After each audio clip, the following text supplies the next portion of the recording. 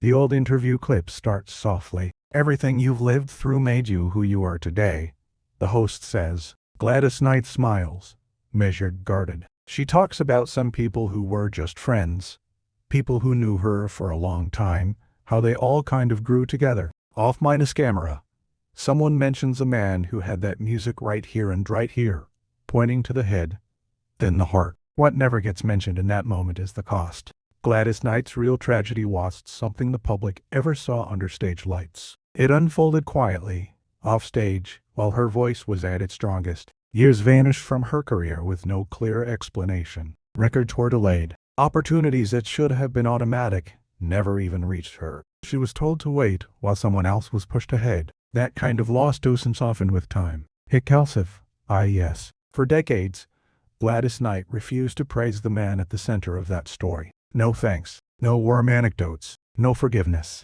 The silence around him was intentional.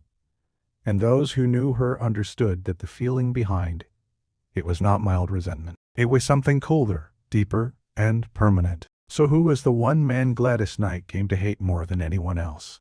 What did he do that cost her something she could never get back? And why has the truth about his decisions stayed buried for so long? This is the story of the man she never forgave, and the secret Motown had every reason to keep quiet. Chapter 1: When Hatred Was Born from Dismissal, 1959. It didn't start with an argument. It started with a date on a calendar. January 1959. Detroit was buried under winter. Motown was still a cramped operation, not yet the polished empire the world would later celebrate. Decisions were made in small rooms by a handful of men who believed they were designing the future of black music. One day that winter, a closed-door meeting was scheduled inside the building. The agenda was simple but enormous: decide who would become Motown's primary female star. One woman to be presented to America as the label's centerpiece. Gladys Knight was already inside those walls. At 24, she was not some untested teenager. She had been singing since childhood, winning talent shows, performing with a discipline drilled into her by church and family. By 1959, her voice was fully formed, powerful yet controlled, grounded and mature. It didn't sound promising. It sounded finished. According to accounts repeated years later by producers, background singers, and executives who claimed to have been there or heard what followed, that was exactly the problem. Gladys wasn't even called into audition for that meeting. She didn't have to. Everyone already knew what she could do. The conversation behind those doors wasn't about whether she could sing. It was about how she could be used. Berry Gordy sat at the center of that discussion. Motown needed a woman who could be introduced as the face of the label, someone who could move easily into television, magazines, mainstream white audiences, someone who could be shaped, groomed, and packaged from the ground up. In that room, Gladys Knight was quietly judged as to complete. The decision was never delivered to her directly. No one called her into an office to say she'd been passed over. Instead, she was handed the line every artist hears when the truth would be too cruel. Wait, be patient. Your time is coming. There was no schedule attached, no plan, just soothing words with nothing under them. That was the first cut. Spring 1959 arrived. Other acts started getting the label's full attention. Studio time opened up for them. Marketing budgets shifted in their direction. Gladys Knight, the Pips kept recording, but their releases slowed. Tracks were held. Promotion stayed minimal. Nothing was said outright. Everything was implied. By around May 1959, Gladys began to see the pattern. Not through confrontation, but through absence. Meetings she should have been in happened without her. Decisions about her music were made with no one asking her opinion. Singles by other artists rushed to radio while her songs sat on the shelf. Whenever she asked why, the answers were always the same. Soon. Not yet. Timing. Patience slowly turned into humiliation. What hurt was just losing a spotlight. What hurt was being kept close enough to hope. She was dropped from the label. She was encouraged to move on. She was kept in place working, waiting, while her prime years began to slip away. Behind the scenes, insiders later described Berry Gordy as thinking he respected Gladys's voice. That was never in doubt. But it was said that he viewed her as too strong, too self-possessed, too grounded in who she already was to be molded into the kind of controlled image he wanted for Motown's first great female symbol. She didn't need to be rescued.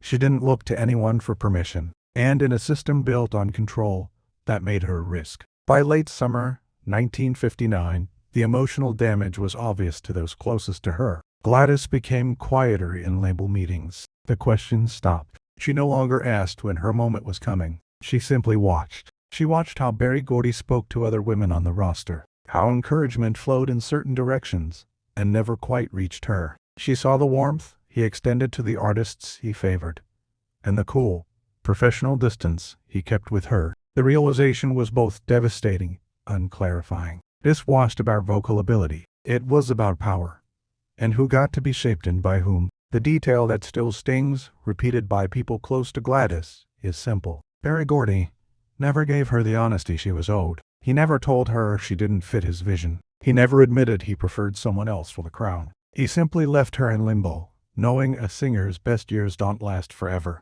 That's where hatred took root. Not the loud kind that explodes in public.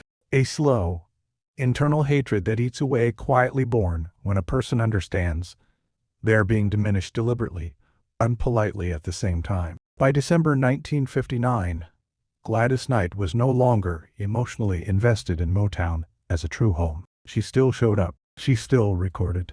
But something fundamental had snapped. The trust was gone. The respect had fractured. She understood something crucial before the decade ended. Berry Gordy had looked straight at her undeniable talent and decided she was not worth centering, not because she lacked greatness, but because she could not be controlled the way he preferred. And instead of setting her free, he chose to keep her waiting. That choice cost her years she would never get back. Every delayed release, every missed chance, every moment watching others rise while she stood still traced back to that winter meeting in Detroit, to that silence, to that decision that no one had the courage to say aloud. In Gladys Knight's memory, this wasn't just a professional disappointment. It was an insult to her dignity, a quiet message that her value inside Motown would always be conditional. Hatred born like that doesn't burn out quickly. It settles in. It remembers dates, rooms, conversations that never happened. It remembers who stayed silent when the truth could have changed everything.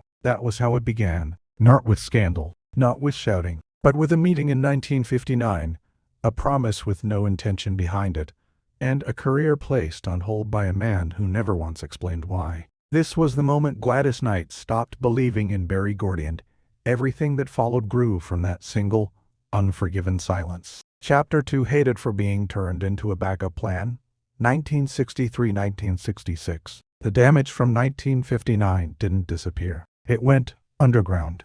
By the spring of 1963, Motown was no longer a small Detroit hustle. It was evolving into a machine. Television appearances were mapped out months ahead. Image consultants were being hired. Photo shoots, choreography, press strategy, everything was suddenly about visibility, marketability, and control. Inside that rapidly tightening system, one woman was being lifted at full speed while another was being quietly restrained. In April 1963, Diana Ross and the Supremes appeared on national television for the first time. The reaction was instant. Phones rang. Bookings increased. America reacted exactly the way Motown hoped it would. Executives noticed. Berry Gordy noticed more than anyone. According to people who later spoke about those days, he saw in Diana Ross someone he could turn into a symbol, a carefully built face of the label. From that moment, the center of gravity shifted. Tours expanded. Media bookings multiplied. Budgets opened. Diana Ross was positioned anywhere a camera might land. Gladys Knight watched it all in real time. At the same moment that Diana Starr was being engineered for ascension, Gladys Knight and the Pips already had something most acts were still chasing: a proven audience. Their records were selling. Their shows were tight. Promoters trusted them. Radio responded when they were played. On paper, there was no logical reason to slow them down. But that is exactly what began to happen. In June 1963, a single scheduled for release by Gladys Knight and the Pips was quietly delayed. No memo circulated. No explanation was offered. The record simply didn't come out when it was supposed to. When questions were asked, the answers were the same script she'd heard before. The label is restructuring. The timing isn't quite right. Just be patient. Behind the scenes, something more specific was unfolding. According to longtime Motown insiders who later spoke under the protection of anonymity, Berry Gordy had made a strategic decision. He didn't want a dominant female acts fighting for the same spotlight. The empire, in his mind, needed a single queen, one face, one narrative, one woman the public would associate with the label's success. Diana Ross was chosen to be that face. Gladys Knight was not thrown out. She was part. The difference mattered. If she had been dropped, she could have pursued another path early. Instead, she was held in place, still under contract, still recording, still touring, but in smaller spots, on tighter budgets, with fewer resources. She was kept close enough to be useful, far enough from the center to be controlled. Chapter 3: Hatred Born When Power Became Intimate, 1960 for 1968. By late 1964, the imbalance inside Motown wasn't subtle anymore. It was personal. In November of that year, people inside the building noticed a shift that couldn't be explained by charts alone. Diana Ross was no longer simply the lead singer of the Supremes. She was becoming the emotional center of Berry Gordy's world. Meetings changed tone when her name came up. Decisions bent in her direction. Schedules and sessions were reshuffled to accommodate her. This was rumor invented long after the fact. Staff members saw it. Executives who once debated strategy freely now deferred, almost automatically, whenever Gordy spoke about Diana. Producers adjusted their calendars. Writers reworked songs. Future projects were quietly restructured around wherever she fit. The line between professional judgment and personal attachment had blurred. Then, it disappeared. Gladys Knight saw it before anyone was ready to say it out loud. She noticed how Diana's songs were approved with almost no resistance, while her own were subjected to extra scrutiny. She noticed how Diana's mistakes were treated as growth, while her missteps were marked as risk. She noticed how one woman was shielded from consequence, while another was expected to endure indefinitely. By early 1965, the rumor was no longer confined to hallways. It was widely believed among insiders that Berry Gordy and Diana Ross were involved emotionally, not casually, but deeply. And once that became clear, everything else made more sense. Motown was no longer just a label making cold business decisions. It was a kingdom being steered through one man's private lens. And that lens determined whose career got oxygen and whose career stayed under glass. For Gladys Knight, this understanding was devastating. Up to that point, she had tried to believe her stalled momentum came down to branding, marketing, strategy, painful, but at least logical. Once she understood that intimacy, not merit, had tilted the playing field, the hurt shifted into something darker. Her life's work was being weighed against someone else's private relationship, a contest she was never even allowed to enter. By March 1965, Diana Ross was being quietly prepared for something unprecedented. Gordy began discussing her solo future in closed, -door conversations. The Supremes were still active, but the long -term trajectory was already being redrawn with her at the center. Diana was being groomed not just as a singer, but as a symbol and extension of Gordy's own story, his taste, his legacy. Meanwhile, Gladys Knight and the Pips were still being restrained. Tour schedules for mid-1965 showed a consistent pattern. Diana headlined, Gladys opened. In some cities, audiences responded more explosively to Gladys. The applause was louder, the connection was deeper, and still nothing changed. No promotion bump, no recalculated strategy, no serious move to raise her to the level she had already proven she could hold. This was the line Gladys crossed internally. She stopped seeing herself as collateral damage of business. She started seeing herself as a casualty of desire. And that to her was unforgivable. Her anger was not aimed at Diana Ross personally. What enraged her was the corruption of authority. The idea that one man's private feelings could quietly determine who soared and who sat in place. She understood something most artists are never willing to say plainly. A powerful man had fallen in love. And instead of protecting the structure he built, he allowed that love to seep into it, reshape it, and damage everyone who didn't benefit from it. By late 1965, Gladys stopped pretending otherwise. People close to her say this is when her demeanor changed for good. In meetings, she went colder. The eager questions disappeared. She stopped submitting extra ideas, stopped looking for validation. She did the work. Nothing more. It was apathy. It was armor. Behind the scenes, her conversations became sharper. She started asking why opportunities weren't distributed according to performance, why some voices at the label were treated as expendable while others were untouchable. No one gave her a straight answer. No one denied what she already knew either. By 1966, Berry Gordy's emotional investment in Diana Ross was an open secret within Motown. And with that knowledge came a terrifying clarity. There was no real path forward for Gladys Knight inside that structure. She was not competing against another artist anymore. She was competing against intimacy. And intimacy always wins in a system built around one man's will. What made the situation morally unbearable to Gladys was jealousy.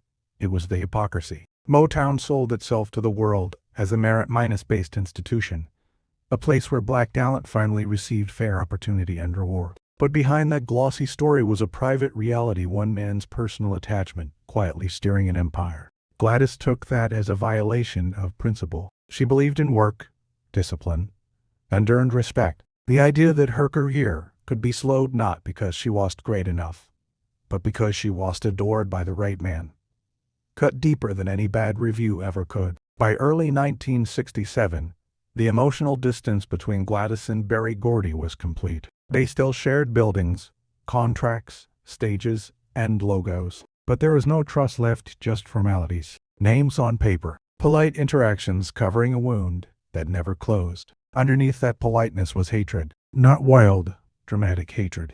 A controlled, disciplined hatred that remembers quietly. Never lets go. Gladys never stormed into Gordy's office to confront him about his relationship with Diana Ross. She chose something more final. She checked out of Motown in her mind long before her body and her signature left the premises. From that moment on, every delayed record had a face behind it. Every missed opportunity had an explanation. Every pleasant dismissal was decoded and traced back to one truth: the power at the top had been compromised. By 1968, the future was obvious.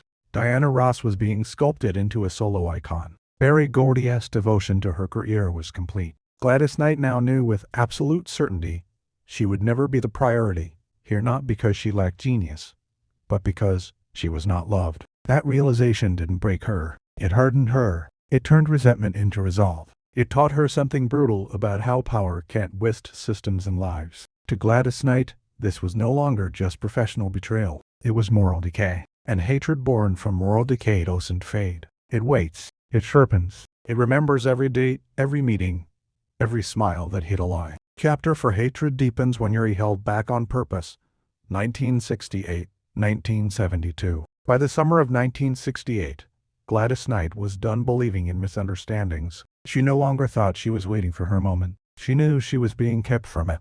On June 3, 1968, Detroit was heavy with heat and tension when Gladys asked for a private meeting with Berry Gordy. It was after another long rehearsal day at Motown headquarters, one of those days where her voice filled the room, where musicians nodded with quiet respect, where everyone could tell she had already outgrown the material being handed to her. She didn't come in angry. She didn't slam doors. She didn't deliver ultimatums. She asked for something basic, almost modest, the right to choose her own songs. She laid it out clearly. The tracks Motown was assigning her no longer sat right in her range. The keys felt wrong. The lyrics sounded too young for the woman she had become. On the road, night after night, crowds reacted the strongest when she sang heavier songs, grown material, lived minus and stories, music that carried the weight of real experience. She told Gordy she wasn't asking to run the label. She was asking to be trusted as an artist who knew her own voice better than any committee ever could. Berry Gordy listened. He didn't interrupt. He didn't argue. When she finished, the room went quiet. Then came the sentence that would replay in her head for the rest of her life. Wait your turn. Not an explanation. Not a plan. Just a dismissal disguised as patience. The meeting ended right there. Gladys walked out already knowing what that phrase really meant. There was no turn coming. There never had been. By that point, Diana Ross was already being positioned everywhere: TV, film conversations, magazine covers. Motown's future had been chosen, and it was singular. Behind closed doors, insiders later whispered the strategy that Gladys had already felt in her bones. Berry Gordy didn't want the powerful female voices fighting for the top spot. One would be pushed forward, the other would be held in reserve. Gladys Knight wasn't blocked because she wasn't good enough. That was the cruelty. She was contained precisely because she was too strong, too reliable, too capable of disrupting the narrative Motown wanted to sell. So she was kept on the road, kept recording safe songs, kept profitable, and kept beneath a ceiling she was never supposed to break. That June meeting wasn't a blowout argument. It was confirmation. She saw it clearly now. She was not being developed. She was being managed, not elevated, preserved, not championed, used as a backup plan. From then on, every wait sounded like stay in place. People who were in the building that day remember the meeting as short, polite, quiet. Gordy nodded, listened, and ended it with the same 3 words: wait your turn. On paper, it was harmless, temporary. In reality, it was final. Gladys had already been waiting nearly a decade. Over the next 4 years, the truth stopped being theoretical. It played out in real time. Album after album, Gladys Knight and the Pips were assigned songs chosen by committee, delayed without warning, or shelved entirely. Songs that audiences loved in concert were skipped over. Tracks that could have crossed genres were never pushed. Meanwhile, in January 1970, Diana Ross launched her solo career with unprecedented backing, creative freedom, and attention. Motown's machine moved at full power behind her. Gladys watched every step. Tour records from 1916 showed her consistently outperforming expectations in city after city, especially in the Midwest and the South. Promoters wanted her back. DJs wanted more of her records. A demand was there. Motown's response was silence. No bigger budgets. No expanded promotion. No real loosening of control. This was neglect. It was design. Industry insiders later described Motown's treatment of Gladys during this time with one word: containment. She was too valuable to lose, too dangerous to fully unleash. If she left, she could compete. If she stayed, she could be controlled. So she stayed, and that was the trap. By March 1970, Gladys shifted the question she was asking. She stopped talking about songs and started asking about contracts, release clauses, time limits, how long a label could keep an artist legally tied down without actually advancing their career. The answers were always foggy. We'll revisit that soon. The lawyers are still reviewing.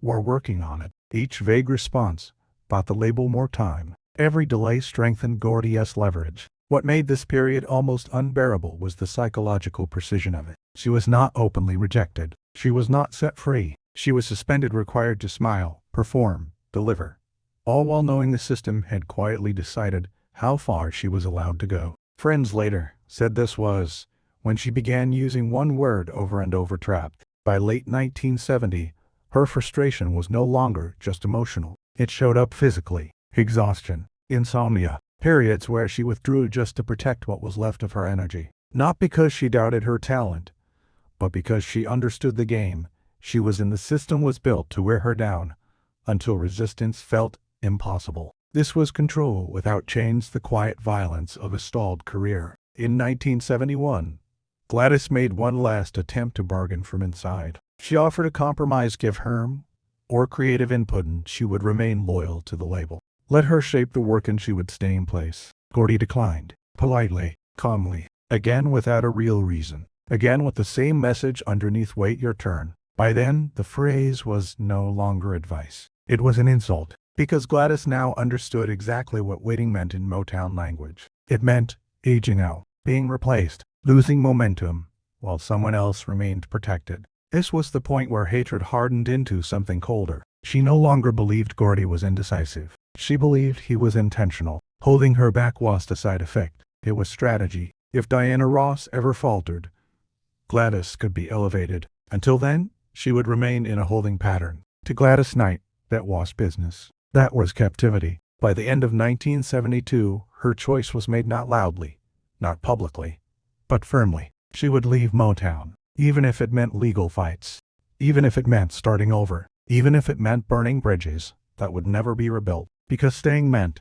accepting a slow erasure. And Gladys Knight refused to disappear politely. This chapter didn't end with a screaming match. It ended when she stopped believing patience was anything but a weapon. What replaced that belief was rage. It was resolve. Chapter 5: When Hatred Turned into Cold Revenge, 1973. By early 1973, the real decision had already happened, not on stages, not in magazines, but inside Gladys Knight's mind. She stopped waiting. She stopped asking. She stopped thinking of Motown as the only gate to her future. On March 27, 1973, the official break took place. It didn't happen under spotlights or in front of cameras. It happened in a plain office under fluorescent lighting with stacks of paperwork spread across a desk in Detroit. Gladys Knight sat straight, outwardly calm, while a Motown representative slid the final documents across to her. This was the release. No one raised their voice. No one cried. There was only the quiet sound of a pen clicking open. Gladys signed first, slowly, deliberately. Every stroke of ink was steady, as if she had written this scene in her mind over and over for years. Then the pips signed, one by one. When the last name was written, the room fell into a heavy kind of silence, the kind that follows something irreversible. No one said, "Congratulations." No one said, "Thank you." No one said, "We were wrong." Everyone understood exactly what those signatures meant. This was just a contract matter. It was an escape. Outside, Motown's halls kept moving. Phones rang. Assistants hurried past with tapes and schedules. Laughter drifted from another room. On the surface, nothing had changed. But inside the industry, the word moved fast. Gladys Knight and the pips were gone. Not shelved. Not renegotiating. Gone. For years, Gladys had been treated like an engine. You never turn off, dependable, efficient, always there. She toured when told. She recorded what she was handed. She delivered hits without making trouble. She made money, steadied the brand, and filled out lineups.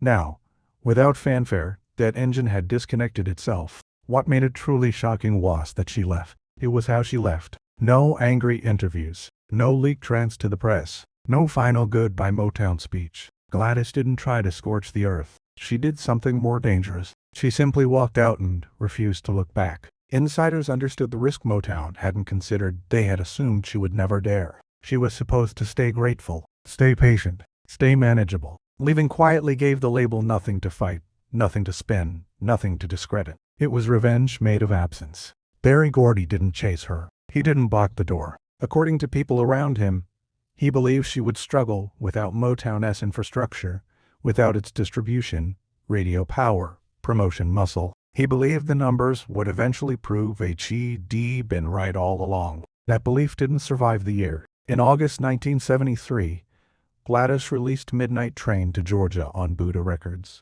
The song was intimate, weary, an honest story sung like someone who had lived every line. No Motown gloss, no overmined polished image. Just Gladys, telling a truth in her own voice. By October 1973, Midnight Train to Georgia hit #1 on the Billboard Hot 100. It stayed there. Radio cowed and put it down. Audiences connected with it instantly. In 1974, the song won a Grammy. This was just a hit. It was a verdict. For the first time, Gladys had full creative control. She chose the material. She shaped the sound. She decided the pace. And the result was not a minor success story. It was a definitive one. Industry voices later said this was the moment that truly cut Berry Gordy. Not because Motown collapsed, it didn't, but because Gladys had proven the one thing his story never wanted to admit. She had never needed him to be great. He had needed her. The limits had never been hers. They had been his choices, his fears, his control. Her revenge was to till minus all or a public accusation. It was a number minus one record and a Grammy. Achieved the moment she stepped beyond his reach. Gladys didn't return to clarify, didn't demand apologies, didn't rewrite the story on talk shows. She did something colder. She moved forward. She kept winning. And that, more than any speech, was the deepest cut she could deliver. Chapter 6, Hatred That Never Softened, 1980 seconds to now. Time moved on. Whole decades, not just years. By the 1980 seconds and 1990 seconds, Motown had turned into legend. Berry Gordy was being honored as a visionary, a trailblazer. Award shows, documentaries, retrospectives, the narrative of his genius was being cemented in public. Many artists who had once been angry returned to the story with softened words. They spoke of family, of lessons, of forgiven mistakes. Public reconciliation became part of the myth. Gladys Knight did not join that chorus. She showed up where professionalism required it. She performed when invited. She honored her craft. But when the spotlight turned specifically toward Berry Gordy, her behavior followed a pattern that black audiences recognized immediately. She did not attack him. She did not praise him. She erased him from the center of her story. In interviews, through the 1990 seconds and 2000 seconds, when asked about Motown's founder, Gladys answered briefly. Her tone stayed even. No warmth, no nostalgia, no glowing anecdotes about his mentorship. Sometimes she steered the conversation away completely. I moved on, she would say. And that was all. In Black American culture, that absence meant something. Silence is rarely neutral. Silence is final. Multiple insiders have said she quietly declined involvement in projects centered on Berry Gordy's legacy, not with dramatic statements, with scheduling conflicts, with polite NOS, with distance. No emotional tribute letters, no filmed monologues thanking him for her success, no staged reconciliation arc. This was bitterness stuck in place. It was a boundary that never moved. Those close to her have said she didn't speak about Gordy with rage in private. She spoke about him with certainty. The certainty that what happened wasn't an accident of timing, it was a choice. The certainty that those choices cost her years she could never reclaim. The certainty that talent alone doesn't shield anyone from the damage of power used wrong. By the time she settled into her later years, Gladys Knight had nothing left to prove. She had the awards, the respect, the longevity that no gatekeeper could deny. But one thing never changed. She never rewrote the past to make anyone else feel better. Because to her, the real betrayal was never about jealousy, charts, or money. It was about deliberate denial of recognition. Berry Gordy knew exactly how good she was. He had seen audiences react. He had heard the records. He understood her voice could stand beside anyone he chose to promote. And despite that knowledge, he decided to keep her contained, to hold her back for the sake of a narrative that centered someone else. He chose to let her wait while time, the one thing no artist can buy back, slipped away. For Gladys Knight, that was the unforgivable act. And that is why this story doesn't end with a tearful reunion or a final thank you. It ends with distance. Some betrayals don't explode. They freeze. And once frozen, they never thaw. In the end, Gladys didn't spend her life screaming about what was taken from her. She did something colder and far more controlled. She walked away. She succeeded anyway. And she never gave Berry Gordy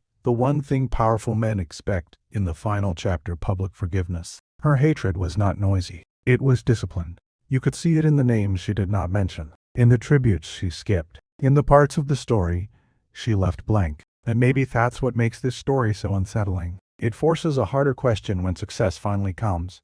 Who really deserves the credit and who deserves to be erased? So now the question is yours. If someone knowingly held you back, not by mistake, but by design, would you forgive them decades later? Or would you do what Gladys Knight did, move on, win anyway, and never look back? If this story made you see Motown differently, leave a comment. If you know someone whose life or personality mirrors this story,